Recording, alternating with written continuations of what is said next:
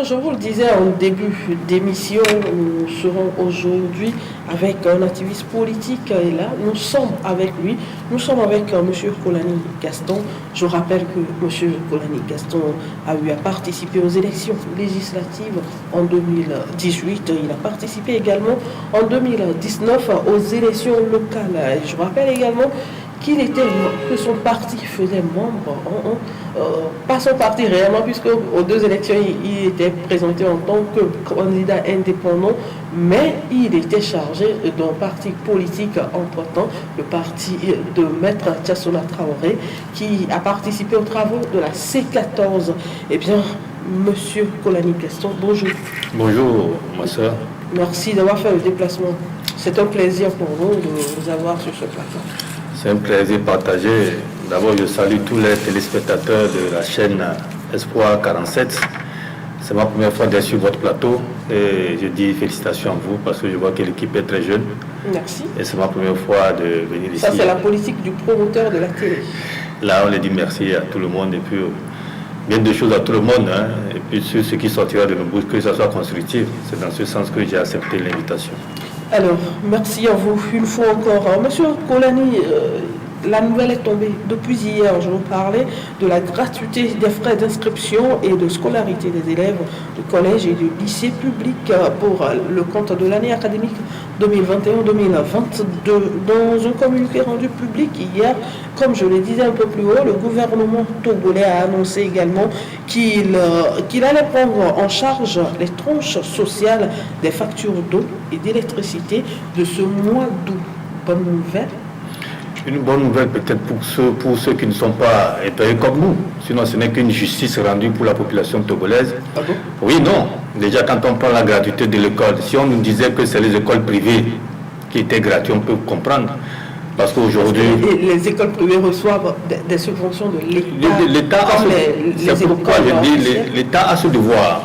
Parce que nous sommes là. Dans un pays où vous vivez, vous connaissez vos ressources minières et on ne vous rend pas compte, il y a une gestion opaque du gouvernement, on ne ferait que soupçonner la mauvaise gouvernance. Chaque fois, moi je dis sur les antennes, ceux qui me connaissent, M. Kolani qui appelle souvent sur des radios, je l'ai souvent dit que la mauvaise gouvernance de ce régime nous amène à soupçonner beaucoup de choses.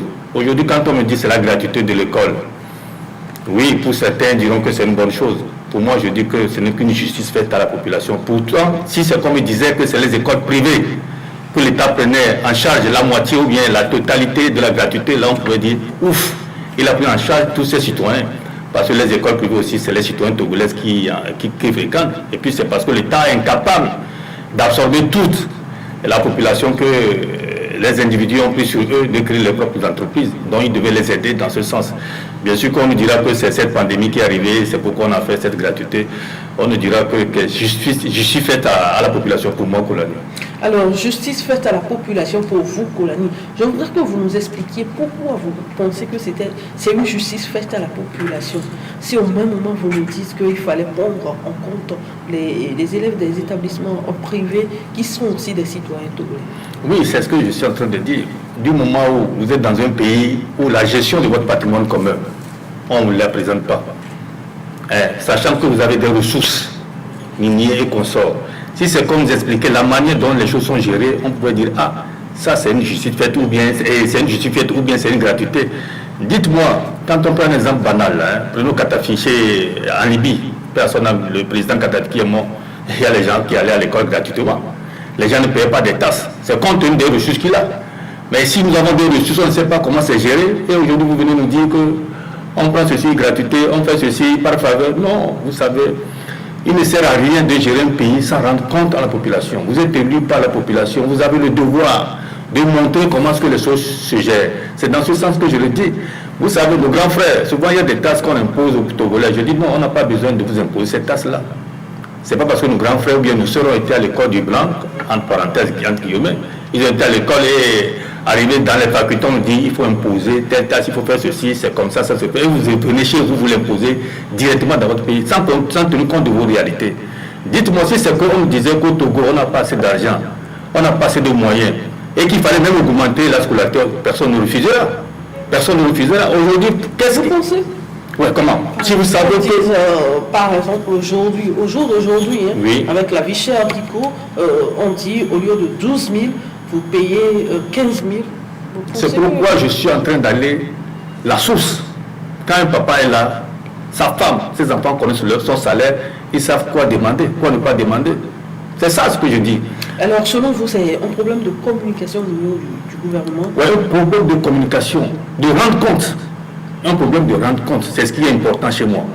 Quand vous gouvernez, c'est les gens qui vous ont élus, dites à ces gens-là, à un temps T, quand je suis arrivé au pouvoir, voici ce qu'on avait comme patrimoine. Voici ce qui est rentré, voici comment on gère ceci là. On a manqué ici, voici ce qui reste. Là, la population aisément vous comprend. Mais un matin, vous faites un communiqué du gouvernement pour nous dire que l'année prochaine, les enfants ne vont plus payer la scolarité et la gratuité de l'eau pour le mois d'août. Ça veut dire quoi? Ça veut dire quoi? Sur quelle base vous prenez ces décisions? À moi, je dis non. Moi qui ai mis pied à l'école, moi je dis non. Je dis non. Non, il y a certaines choses, il ne faut pas qu'on se trompe. La fois passée, je disais sur une chaîne, on parlait qu'il y a de l'espace dans les hôpitaux pour les malades là, de Covid. Les malades de Covid. Oui, et je dis, si le chef de l'État laissait ses voyages, les voyages qu'il fait de partout là, qui ne nous rendent pas compte de ce qu'il a ramené là. C'est peut-être pour obtenir des subventions. Mais quand il va pour obtenir des subventions, il n'a qu'à revenir pour lui dire, ce voyage-là m'a coûté tel million, ou bien tel milliard, voici ce que j'ai reçu, on fera la différence.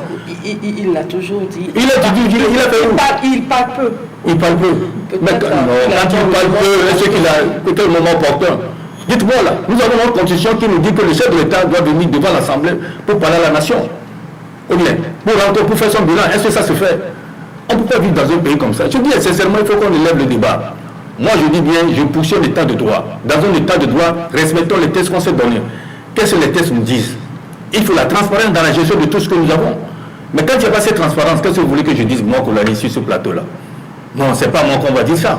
Ce n'est pas moi. Même si on me disait que, même au niveau des privés, que c'est gratuit, on va se poser la question sur quelle base?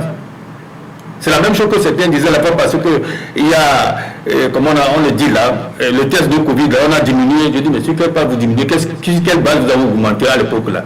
Donc il y a beaucoup de choses qu'il faut communiquer, comme vous l'avez dit. C'est un accord, l'espace UEMOA. L'espace UEMOA, à la diminution des tests Covid. Madame, vous voyez, moi j'ai eu la chance de faire l'administration. Mais j'ai fait le CASEF, j'étais chargé d'études et du contrôle de l'exécution du plan. C'est après tout que j'ai laissé pour devenir entrepreneur.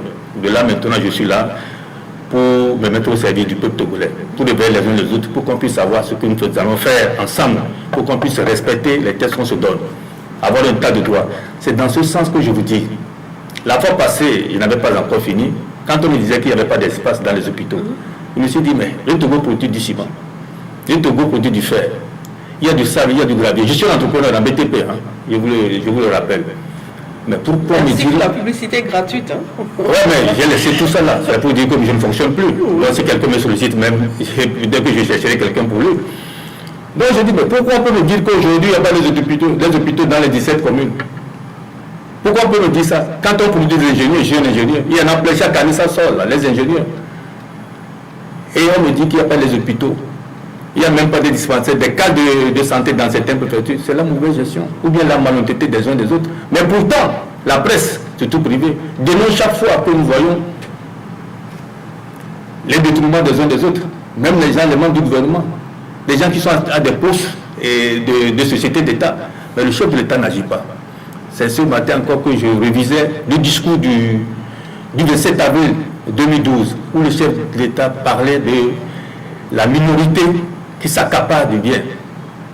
Vous voyez, il disait ça pour qu'on puisse l'aider. Qui devrait l'aider? C'est l'opposition en face. Et aujourd'hui, quelle opposition nous avons aussi? Alors, cette question-là, nous allons la poser en deuxième partie. Hein. Vous nous introduisez donc dans la deuxième partie où nous allons parler de l'opposition togolaise. On se rappelle le 19 août 2017, avec ce soulèvement populaire, le PNP qui avait appelé à une manifestation et après, par rapport à certains événements, le PNP qui ne voulait pas respecter l'itinéraire donné par le gouvernement, la manifestation était interdite, mais ils ont insisté. Il y a eu manifestation et avec tout ce qui va avec. Le 19, hein, c'était jeudi dernier, ça faisait 4 ans. au jour pour jour qu'il y a eu ce soulèvement, mais au finish, on a vu que cela n'a pas abouti. Est-ce une malédiction pour l'opposition togolaise? On commence quelque chose, ce qu'on promet au peuple, on n'obtient pas une balle, on passe à autre chose. Je suis très content que vous parlez d'une malédiction. Ce n'est pas une malédiction, c'est la mauvaise foi de nos opposants. Moi-même, je suis opposant. Et être opposition, il ne suffit pas de s'opposer quand on est incapable de donner des solutions. Ouais. Nous sommes contre le chef de l'État, nous sommes contre ce régime, nous sommes contre le Parti uni à cause de la mauvaise gestion. Mais nous, à notre niveau, au sein de l'opposition, le 19 août, pour moi, ce n'est pas un événement. Hein. Ce n'est pas un événement. Non, les gens disent que ce n'est pas un événement. Un événement, c'est qu'on aboutit à quelque chose. Dites-moi, le 19 août a donné quoi? Si on me parle du 5 octobre... Il y a eu mort d'hommes, oui, l'emprisonnement... Les gens sont toujours là, handicapés. Et puis la vie continue. Le responsable du PNF n'est plus au pays. Il n'est plus au pays. Peut-être c'est un événement. Ce n'est pas un événement. L'événement devait être abouti si ces élections passées du 22 février 2020, toute l'opposition était réunie pour demander la vérité des urnes. Là, on pouvait accepter que l'événement du 19 a contribué. Parce qu'avant l'événement même, l'événement a été fructifié par qui? Par le gouvernement en place.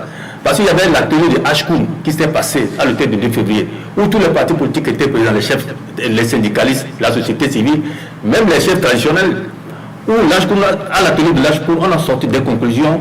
Je vous dis, tous les opposants qui sont sortis, quand on les a interviewés, le micro, ils ont dit, mais si on mettait en application ces conclusions de Hkoum, là, c'est fini, le Togo est parti. Seul le parti l'ANC qui n'a pas participé à cet atelier-là. Et Hkoum a fait une tournée à l'intérieur du pays pour demander encore l'avis à la base de la population pour voir s'ils veulent la limitation du mandat. C'est là où il y a eu encore l'éveil de la population. La tournée de Hkoum devait se finir entre Anéron et Lomé. Ils n'ont pas pu terminer et quand le soulèvement du 19 août est arrivé, la population déjà été éveillée. C'est la même chose que le 5 octobre. Féjandema avait demandé à ces ministres-là d'aller aborder de revenir. Et ils ont fait cette tournée pour éveiller encore la population. C'est pourquoi quand le 5 octobre est arrivé, vous avez vu l'aboutissement du 5 octobre. Le 5 octobre, aujourd'hui, on nous dira que ça nous donne une constitution, ça nous donne les élections, ça nous donne les masses médias privés. Mais le 19 août, là, ça nous donne quoi? Avec le 19 août, tous nous avons vu la population qui est sortie. C'est ça qui a mené à ces 14. Nous avons vu ceux qui sont sortis. Même il y a une ONG là, Afrobaromètre, qui a fait des enquêtes de sondage en disant que la population togolaise a soif de la tenance, a besoin de la tenance. Et ça s'est conclusé avec cette population le 22 février 2020. Le chef de l'État actuel, Forces Nassimi, a reconnu la majorité des Togolais qui sont sortis. Ils sont sortis pourquoi? Pour aller voter encore le chef de l'État en place. J'ai dit non, moi, pour l'année. J'ai dit non. Parce que j'ai vu dans la précipitation la manière dont on a préparé les résultats. Selon les résultats, ceux qui contestent ces résultats n'ont pas apporté de preuves. Qu'est-ce que vous appelez pas preuve? La preuve, c'est que nous avons les CENI. Moi, je suis Togolais. Moi, j'ai voté. C'est pourquoi les institutions, c'est mieux. Hein. Ce n'est pas les individus qui les animent qui vont nous faire. Aucune institution n'est au-dessus de la population. La population, c'est elle qui met ces institutions en place. Mais les individus qui la gênent, là, n'ont qu'à se mettre en tête qu'ils doivent écouter la population, surtout les circonstances qu'on s'est données. Tenez-vous bien. Combien de temps on a fait avant qu'on proclame les résultats? Même le jour où les élections ont eu lieu, on est parti en cercle la maison. C'est une innovation peut-être, mais dites-moi, vous avez bien participé aux travaux de la C14 avec la discussion qu'il y a eu, le dialogue et autres là. Vous avez proposé quoi concrètement? Moi, je savais que la C14 devait échouer du moment où la CEDEAO demandait. La CEDEAO, quand la CEDEAO était là, cela veut dire que le Togo n'avait plus de force. La CEDEAO était là. Mais nos frères opposants qui étaient là, ils ont demandé que seuls ceux qui marchaient, qui iront sur la table de négociation, ils ont exclu les autres. Or, quand il y a l'exclusivité, c'est fini. Vous échouez lamentablement. Cela veut dire que c'est vos intérêts personnels. C'est là où vous avez échoué. Malgré que la CEDEAO était là, on vous demande de rentrer au niveau de la CENI. On les donne la chance de parité.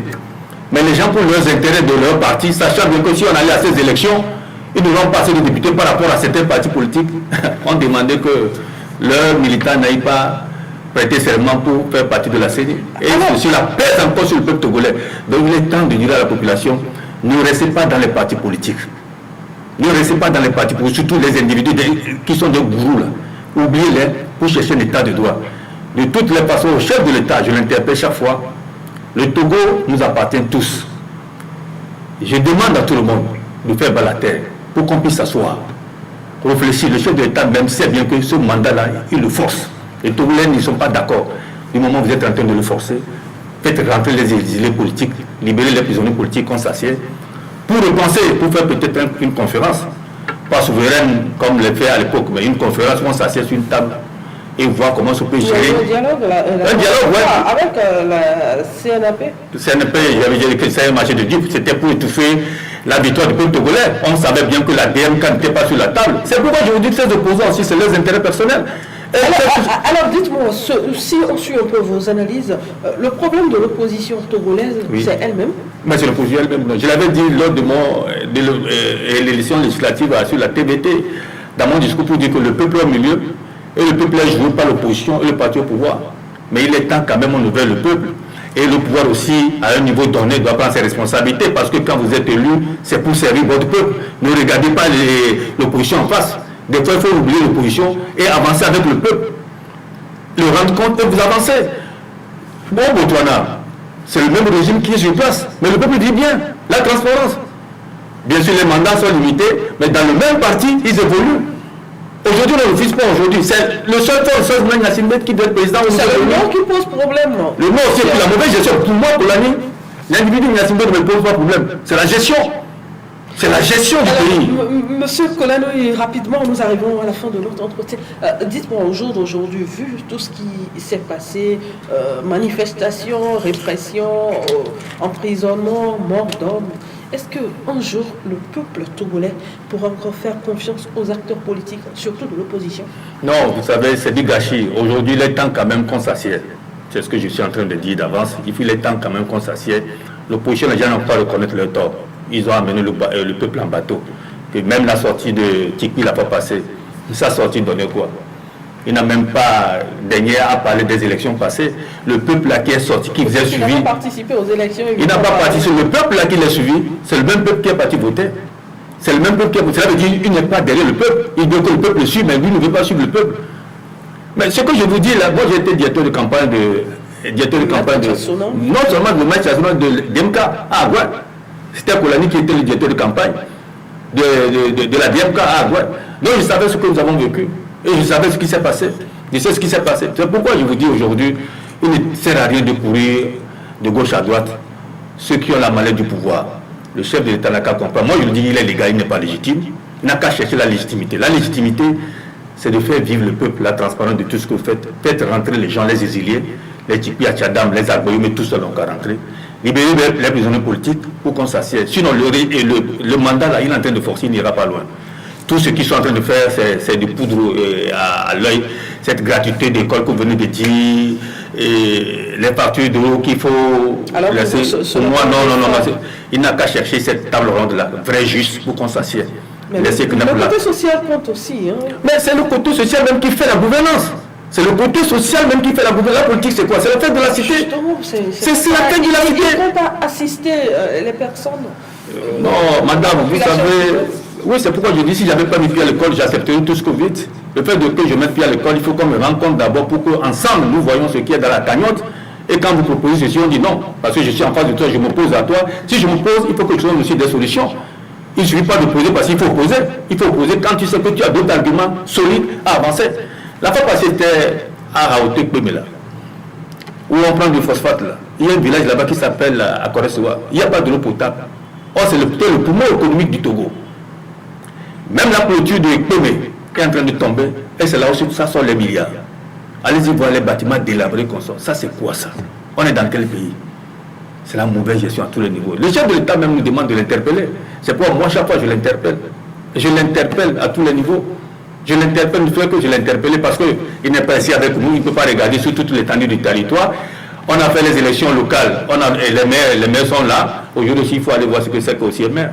Les maires se font encore des fonctionnaires. Ils s'habillent, ils vont dans les bureaux, dans leur 4x4 qu'on les a donnés, ils retournent à la maison. Or, ce n'est pas le rôle du maire, ça. Le maire a un mandat. À 24 heures sur 24 heures, son portable doit être ouvert. Il doit marcher, aller chez les habitants. Quels sont vos problèmes? Comment on peut les résoudre ensemble, discuter? Mais ce n'est pas ça. Les maires sont là pour leur parti politique, pour leurs intérêts personnels, comme des fonctionnaires. Finalement, cette délocalisation doit donner quoi? Merci. Merci à vous, monsieur Kolani. Merci d'avoir participé à cette émission. Nous espérons vous avoir très prochainement sur ce plateau. Ça me fait plaisir, c'est un plaisir partagé. Et puis merci à vous aussi. Et puis je salue tout le monde qui nous regarde, que peut-être mon ton s'est élevé.